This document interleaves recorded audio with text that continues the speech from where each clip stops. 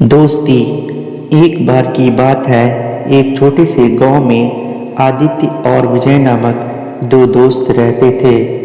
वे साथ में खेलते कूदते थे, कोई भी काम हो साथ में करते या कहीं आते जाते तो साथ में ही। वे एक दूसरे के सहारे रहते थे, दिन भर साथ में कठिनाइयों का सामना करते थे और खुशियों का अनुभव करते थे। एक दिन जब वे घूमने निकले तब उन्होंने गांव के पास के जंगल में एक पुराना छोड़ा हुआ कुआं देखा। वे उसके पास गए और उसे सूखा हुआ पाया। उन्होंने देखा कि उस कुएं में एक छोटा पौधा जीने की कोशिश कर रहा है। दोनों दोस्तों को पौधे के प्रति दया हुई और उन्होंने तय किया कि वे इसे अपने गांव में ले जाएंगे और इसकी देखभाल करेंगे। उन्होंने पौधे को नीचे से खुदाई की और उसे धीरे धीरे कुआं से निकाल लिया। वापस गांव में उन्होंने पौधे के लिए एक ठीक स्थान ढूंढा और उसे वहां रखा। उन्होंने उसे आशा नाम दिया क्योंकि उन्होंने सोचा कि वो आशा और सफलता का संकेत है। समय के साथ आदित्य और विजय अलग अलग दिशाओं में चले गए।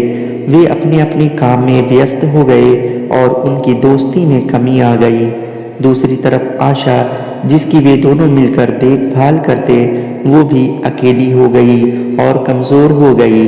एक दिन जब विजय गांव के पास से गुजर रहा था, उसने देखा कि आशा बहुत कमज़ोर हो गई है। उसकी पत्तियां सूख रही थीं और उसका रंग बिरंगा चमक खत्म हो गया था।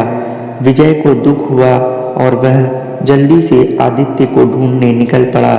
उन्होंने बातचीत की और मिलकर समस्या को हल करने का निर्णय लिया। उन्होंने पौधे को पानी दिया, उसे संरक्षित स्थान में रखा और उसकी सुरक्षा के लिए सारे उपाय किए।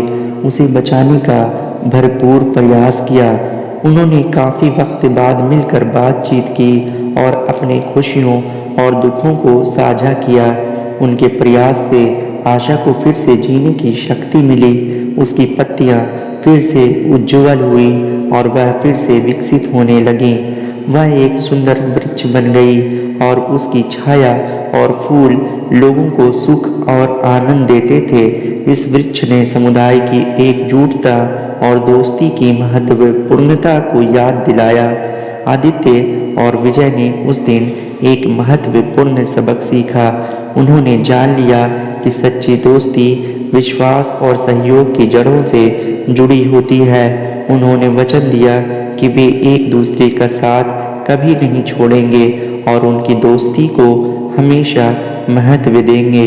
जब वे आशा की छांव में खड़े होते तो उन्हें यकीन होता है कि उनकी दोस्ती और उनका संघर्ष सब कुछ बहुत सुंदर और अनमोल है। दोस्तों, मैं जानता हूँ इस छोटी सी दोस्ती की कहानी को सुनकर आपको अपना वह दोस्त याद आया होगा जिससे आप काफ़ी समय से नहीं मिले, किसी वजह से उसके टच में नहीं रह पा रहे हैं। तो चलो उससे मिलने की आज ही कोशिश शुरू करो। इस कहानी को उसके साथ शेयर करो ताकि उसके मन में भी यही ख्याल आए और आपकी दोस्ती को एक नया रूप, एक नई ताकत मिल जाए। दोस्तों, वीडियो अच्छी लगी हो तो वीडियो को लाइक कर दीजिएगा और इसे अपने दोस्तों में ज़्यादा से ज़्यादा शेयर कर दीजिएगा और इस तरह की वीडियोस देखने के लिए मेरे चैनल को सब्सक्राइब कर लीजिएगा। शुक्रिया।